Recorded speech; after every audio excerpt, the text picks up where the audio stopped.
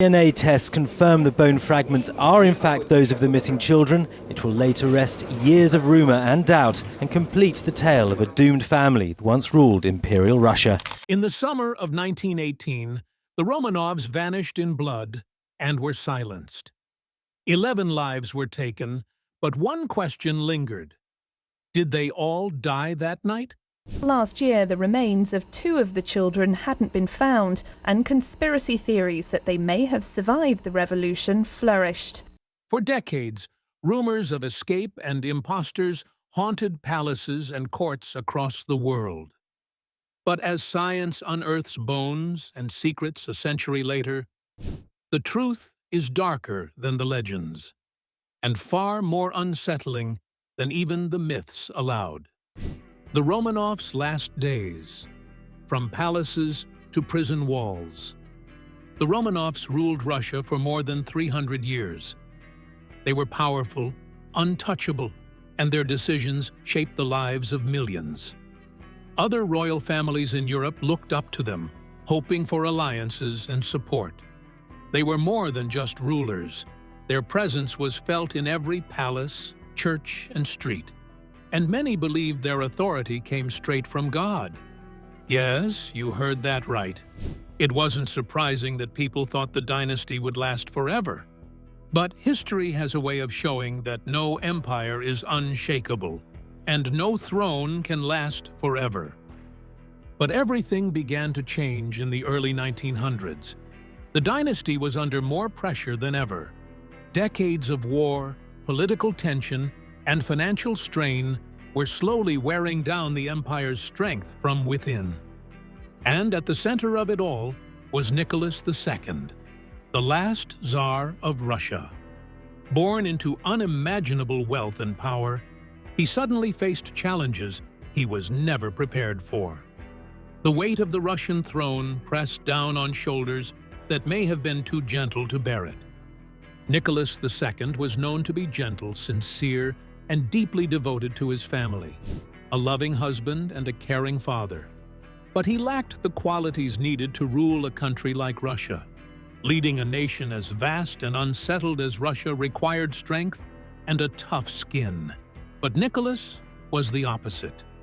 It was no surprise that his reign was marked more by mistakes and losses than by victories, each one pulling the most coveted and powerful throne further apart. By his side was Alexandra, his devoted but controversial wife. Alexandra wasn't much different, and rather than easing the tension, she added more fuel to the growing troubles in the palace. She was undeniably royal, born in Germany and a granddaughter of Queen Victoria of England. But the people of Russia often saw her as an outsider. To make things worse, she became empress just as Russia went to war with her home country, and many Russians began to doubt her loyalty, suspicious of everything she did. Adding to the problems they had with her was how private she was. She came across as distant, and no matter what she did, she never fully won over the Russian people. What many didn't see was that her heart was more focused on her children, especially her son, Alexei. He suffered from hemophilia, a deadly illness at the time. Alexandra was so desperate to protect him that she didn't care about anything else. But that desperation would not only consume her but also change the fate of the Romanovs. As if the family's troubles weren't enough, Alexandra's desperation to protect her son led them to Rasputin. A Siberian peasant who portrayed himself as a holy man, he claimed he could cure young Alexei's illness. No one knew exactly how he did it.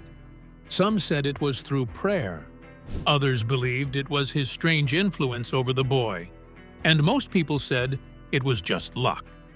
Whatever the reason, whenever Rasputin was near, Alexei seemed to get better. To Alexandra, it didn't matter how he did it. She saw Rasputin as a savior. But to Russia's nobles and church leaders, he was a problem. Rumors about his drinking, strange behavior, and the control he seemed to have over the empress spread quickly.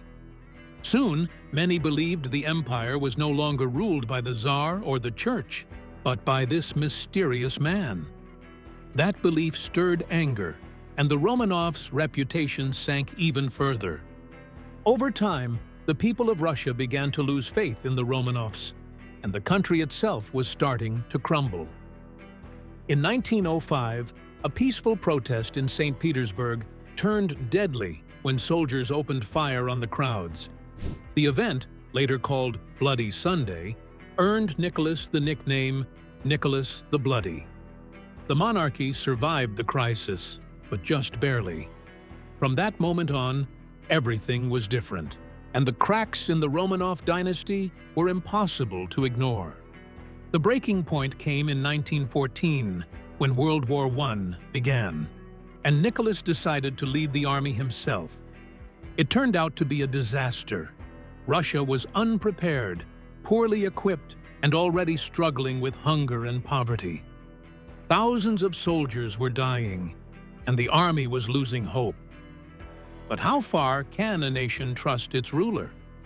When one person's choice costs thousands of lives, and the empire starts to fall apart, can any dynasty survive its own mistakes? Back at home, the situation didn't improve.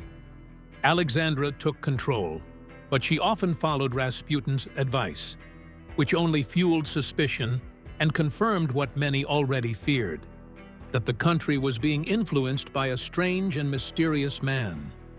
Rumors of corruption and betrayal spread quickly, and people began to feel that the empire was falling apart from within.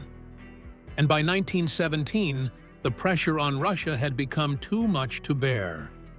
Food scarcity in Petrograd led to bread riots that quickly escalated into a full-blown revolution. The final blow came when the army, once loyal to Nicholas, refused to defend him and joined the crowds instead. With no other choice, Nicholas stepped down from the throne in March, just like that. More than 300 years of Romanov rule came to an end, and for the first time in generations, Russia had no Tsar. A dynasty that had once seemed untouchable was now powerless, swept aside by events beyond its control. After giving up the throne, life for the Romanovs changed completely. Nicholas, Alexandra, and their 5 children, Olga, Tatiana, Maria, Anastasia, and Alexei, were no longer rulers but prisoners. Guards from the new revolutionary government watched over them as their palaces were turned into places of confinement.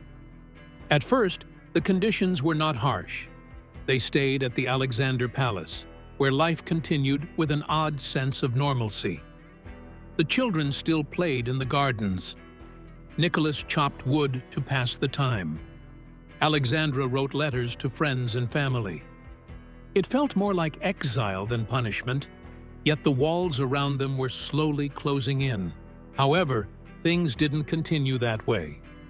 In August 1917, the family was moved farther into Siberia, to the remote town of Tobolsk. The cold, the long journey, and the isolation slowly took away the comforts of their former life. Instead of golden palaces, they now lived in a simple governor's house. Still, letters from that time show the children still laughing, learning, and trying to hold on to a sense of normal life, despite everything. By the spring of 1918, the Bolsheviks, led by Vladimir Lenin, had taken firm control of Russia. They wanted to create a new country without emperors, nobles, or the old traditions. To them, the Romanovs were more than just a family in exile. They represented everything the revolution wanted to get rid of. Because of this, the Bolsheviks kept the family under strict watch, far from anyone who might try to help or rescue them. That May, Nicholas, Alexandra, and their 5 children were moved once more, this time to Yekaterinburg, a city in the Ural Mountains. Their new home, the Ipatiev house, was a large house that had been turned into a prison. The house was enclosed with high walls. The windows were covered, and soldiers watched the family closely, keeping track of their every move. But the family was not completely alone. 4 loyal members of their household chose to stay with them. Dr. Eugene Botkin, their physician, continued caring for the children even as medicine and food became scarce. Alexandra's maid, Anna Demidova, remained by her side. The family cook, Ivan Karatonov, and the servant, Alexei Trupp, also refused to leave. Together with the Romanovs, they tried to maintain a sense of daily life, even under such harsh conditions. Outside the Ipatiev house, Russia was falling apart. Different groups fought for power, and even foreign troops had entered the country. The Bolsheviks believed the Romanovs were still a threat. Even without a throne, this family could become a symbol for anyone wanting to fight the new order. Every day they remained alive. The risk seemed to grow bigger. Meanwhile, life inside the Ipatiev house had become unbearable. Food was scarce, and the family could barely move. The guards were cold and unfriendly, leaving the Romanovs caught between hope and fear, never sure what tomorrow might bring. Still, they held on to the belief that their name and history might one day summon someone to rescue them, even if they had no idea when or how. But one night, the Romanovs walked unknowingly into a tragic fate. It changed everything, leaving the world stunned and creating a mystery that would leave generations searching for answers. July 16th, the Romanovs' final night and the mystery that followed. The fate of the Romanovs changed on the night of July 16th, when the family and their loyal servants were told they would be moved once more. For a fleeting moment, they might have thought it was just another transfer, or perhaps even the long-awaited rescue they had been hoping for. But instead of freedom, the Romanovs were led down into the dark basement of the Ipatiev house. Chairs were brought in for Alexandra and for young Alexei, who was too weak to stand. The rest of the family and their loyal servants stood close behind them, waiting in uneasy silence. For a moment, it might have felt like just another restless night in captivity. But they soon realized what was happening was far from what they had imagined when Yakov Yurovsky, the Bolshevik commandant of the house, stepped in with a letter in his hand. He read aloud the words that sealed their fate. The Ural Soviet, he declared, had decided to execute Nicholas Romanov for crimes against the Russian people. The moment Yurovsky finished speaking, the basement was filled with noise and confusion. Nicholas was the first to be shot, and any hope of rescue disappeared instantly. In the chaos, something unexpected happened. The young Grand Duchesses had sewn family jewels into their clothes, and for a short while those stones shielded them, leaving them shaken but still alive. But it did not change what was coming. The guards pressed forward, and before long, the basement went silent. The whole ordeal was over in just a few minutes, but it was messy and clumsy. What was supposed to be a quick execution turned into confusion and panic. When it was finally over, 11 lives were gone. The Tsar, the Empress, their 5 children, and the 4 servants who had refused to leave them. And just like that, an entire bloodline and dynasty were wiped off the surface of the earth. It was indeed one of the most tragic nights in modern history. What happened next was even more tragic and unsettling. The guards wrapped the bodies in sheets and carried them to a waiting truck. The order was to make the Romanovs disappear without a trace. No graves or anything that could turn them into symbols. The Bolsheviks feared what the family stood for, and they wanted no place where loyalists could gather. The bodies were taken out of Yekaterinburg and driven deep into the forest. But the plan quickly began to fall apart. The truck got stuck in the mud, and the men panicked. In the middle of the night, they scrambled to hide the evidence any way they could. Some of the remains were buried in shallow ground. Others were burned, and acid was poured over them to prevent recognition. It was a rushed and clumsy cover-up, clearly the work of men who had no real plan. And in their mistakes, they left behind traces that would resurface many years later. For months, the Bolsheviks hid the truth. They admitted Nicholas had been executed, but insisted Alexandra and the children were alive and being protected. It was a calculated lie, meant to ease tensions and stop monarchist uprisings during the Civil War. But rumors spread quickly. Stories of survival, daring escapes, and even secret heirs fleeing Russia began to spread. With no proof, people held on to the hope that someone from the family had somehow made it out of that basement. Over time, these rumors grew, turning hope into belief, and belief into what many came to accept as truth. With the Bolsheviks hiding the truth, they left room for endless speculation. What really happened in that basement, and could it be that someone had actually survived that night? Anastasia Romanova, the princess who haunted history. The tragedy of that night was too shocking to simply fade from people's memories. Russia was already broken by war, hunger, and revolution, so the idea that even one Romanov might have survived was a story people clung to. And at the center of all the speculations was Anastasia Nikolaevna Romanova, the youngest daughter of Nicholas and Alexandra. She was remembered as vibrant, playful, and full of mischief, the kind of girl who could brighten even the darkest days of captivity. So when rumors spread that a young girl might have escaped that night, it was Anastasia's name that came to people's minds.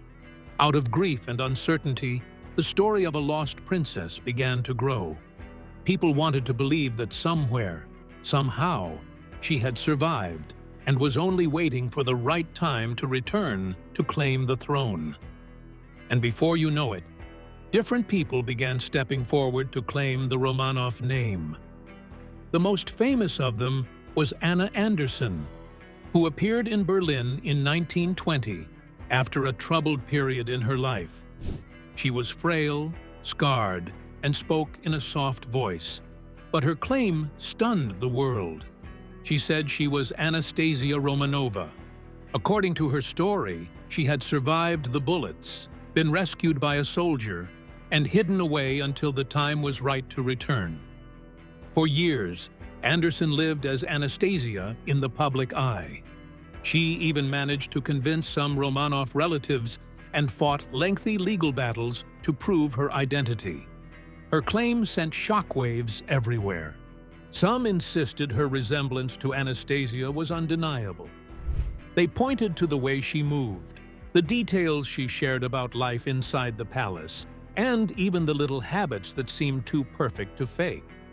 To them, she had to be Anastasia. But not everyone bought it. Critics called her a fraud, highlighting the loopholes in her story and the way she dodged the toughest questions. However, it didn't end with Anna Anderson. Throughout the 20th century, others stepped forward with bold claims of survival. In Poland, a man announced he was Alexei, saying his hemophilia had somehow been cured.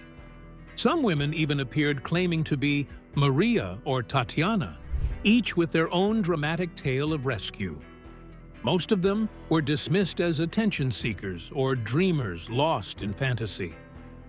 Still, every new face kept the rumors alive, turning the Romanovs from a closed chapter of history into an ever-growing legend. The fact that people believed Anna Anderson at all is proof that people never wanted the Romanov story to end in that basement. They longed for a silver lining, a survivor who could carry the dynasty's legacy into the future.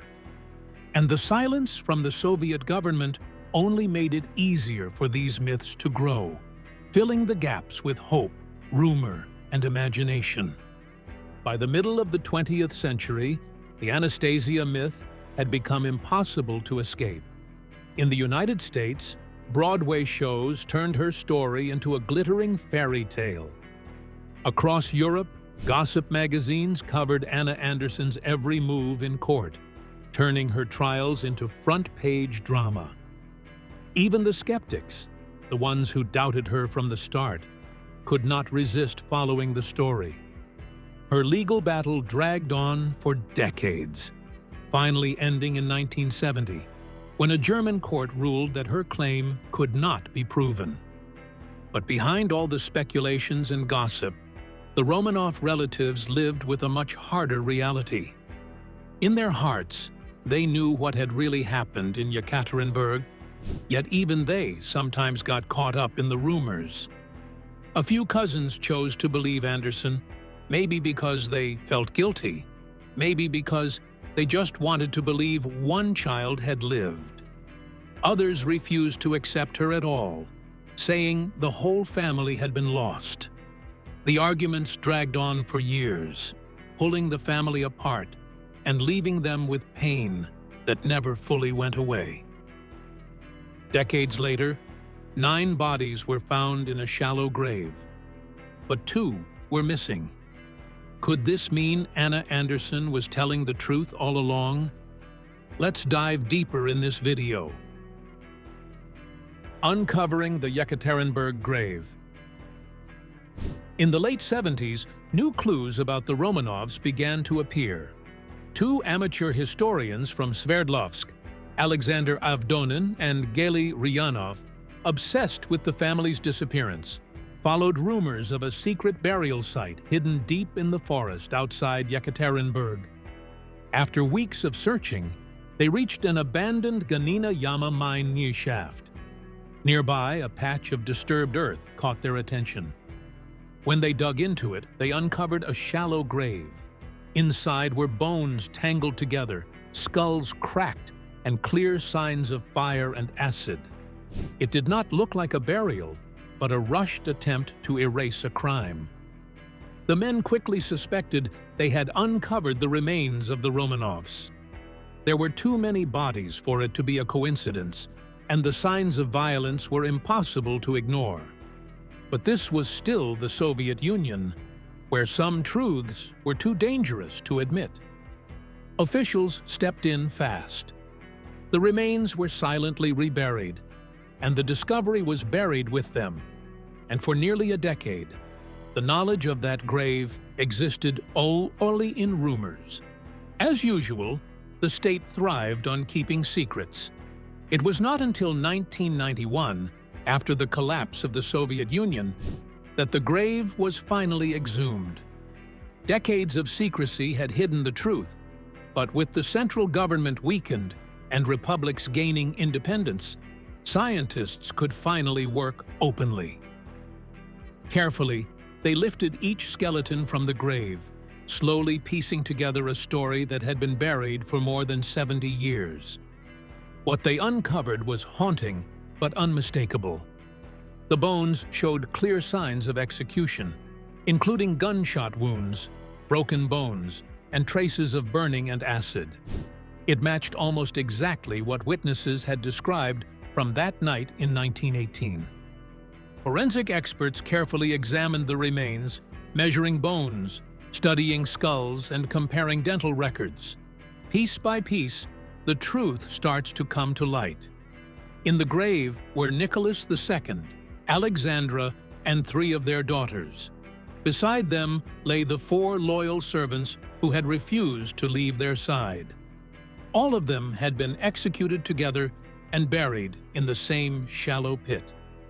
This discovery made the tragedy even more heartbreaking. As the scientists counted the skeletons, they realized 2 were missing: Alexei, the fragile heir, and one of the daughters, either Maria or Anastasia. The absence immediately raised new questions. Could one or both have somehow survived? Suddenly, the old rumors of a surviving princess felt more plausible than ever. Even as the evidence confirmed the family tragedy, those who held on to the idea of a survivor refused to let go of hope that Anastasia might have lived. Impostors like Anna Anderson suddenly gained new attention.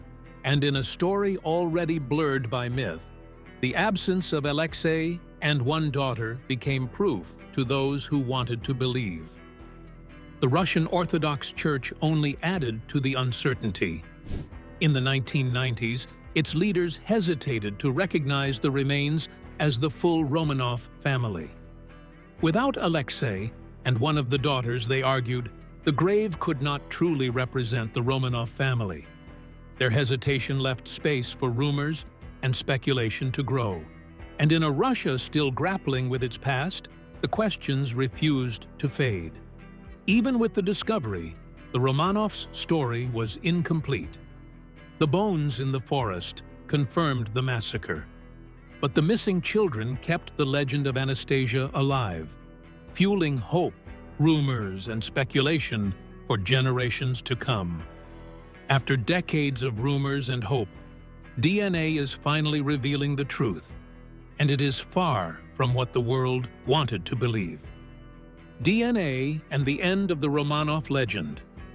The breakthrough came in the early 1990s when the remains from the Yekaterinburg grave were taken out of Russia for proper testing.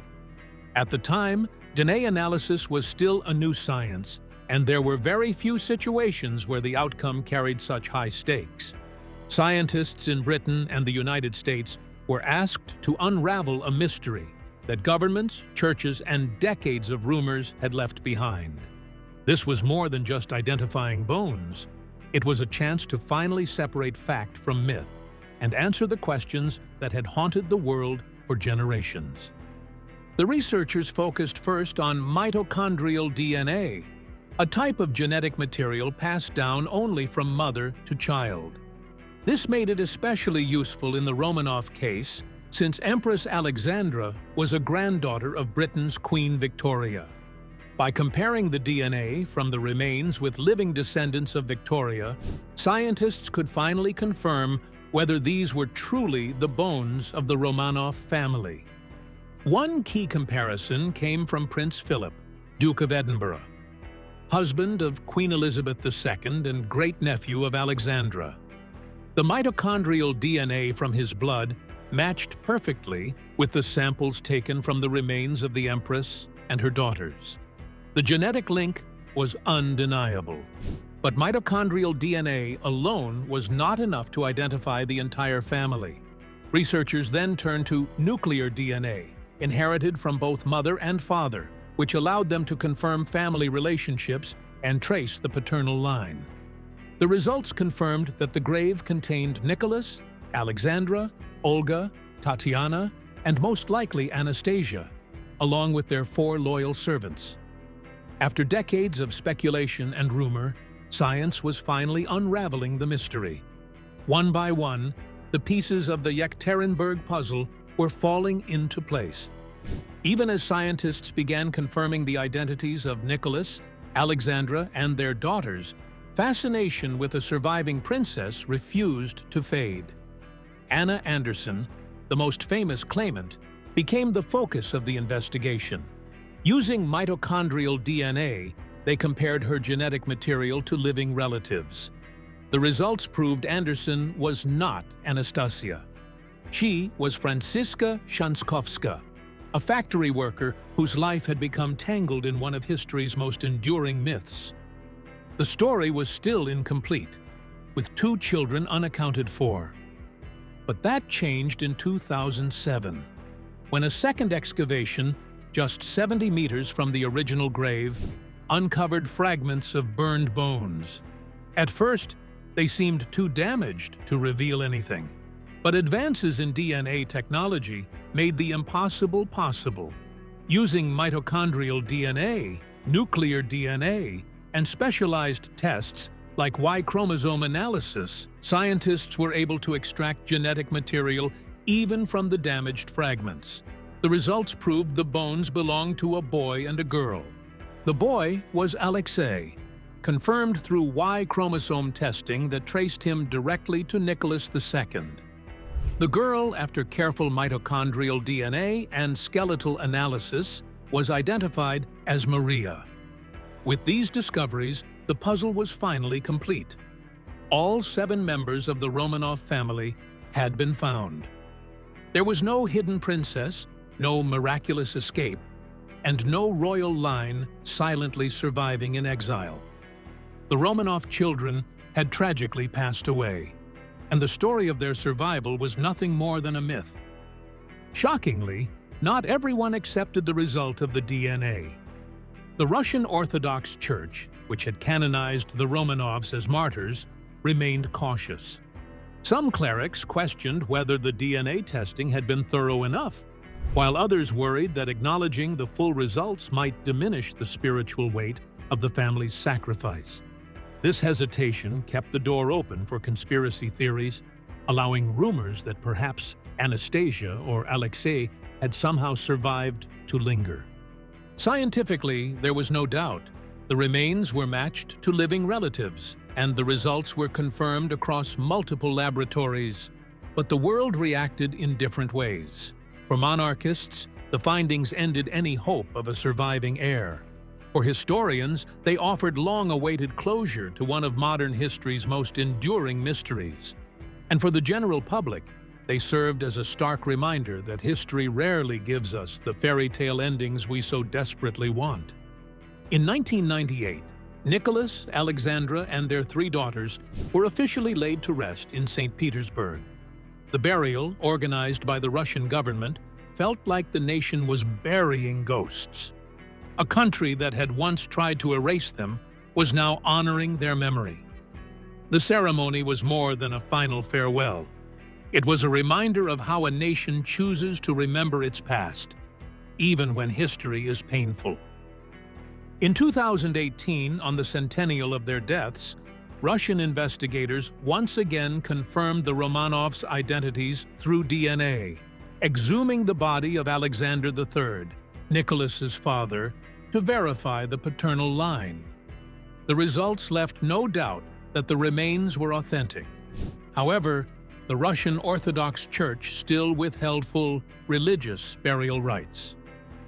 The family myth was now scientifically resolved, but spiritually unresolved, leaving their story suspended between history and faith. Now, we know Anastasia did not live under another name, and Alexei was not whisked away to safety. All 7 members of the Romanov family, along with their loyal servants, died together in that basement in Yekaterinburg. For years, people wanted to believe otherwise. We like happy endings.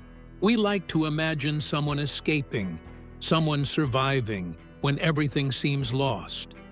But sadly, this story doesn't have one. As hard as it is to accept, the Romanov bloodline ended that night. There were no secret survivors, no hidden heirs. What remained were the bones, buried in shallow graves, and the truth finally revealed by science. Even today, the story of the Romanovs stays with us. We remember them not just for their power or wealth, but for the tragedy they could never escape. Their story shows how quickly lives can be taken, how history can turn without warning, and how myths can grow from real human pain. In the end, the legends fade, and all that remains is the truth. And it is haunting. So what remains after all the myths and mysteries of the Romanovs? Can history ever truly satisfy our need for hope, for mystery, or for the story we wish were true? Let us know your thoughts in the comments. And don't forget to like, subscribe, and share. If you enjoyed this video, click on the next video on your screen.